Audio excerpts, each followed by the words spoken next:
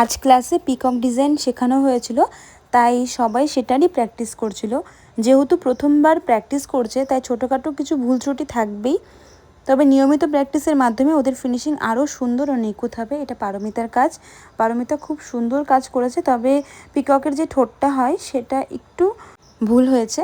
Next বার ও আরও সুন্দর কাজ করবে, আমি অবশ্যই তোমাদেরকে শেয়ার করব। তারপরে অপু প্রথমে যেই পিককটা করেছে সেটা একটু খারাপ হয়েছে, তারপরে ও দেখো 3টে ডিজাইন করেছে, যেটা খুব ভালো হয়েছে। তারপরে দাদা এই লাভের মধ্যে যেটা করেছে, দাদা বলছে সবাই একরকম করলে এক্সেপশনালকে করবে, তাই দাদা করেছে।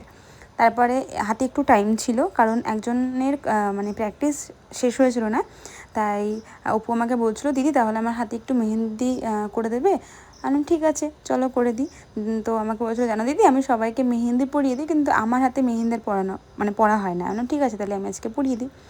তো ওকে পরিয়ে দিচ্ছিলাম।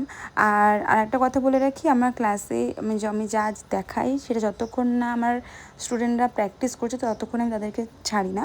তো ওরা আগে প্র্যাকটিস করবে, আমি যেটা দেখাবো, তারপরে ওদেরকে ছুটি। তো আজকে এই যে বৌদির কাজ কেমন লাগলো জানিও।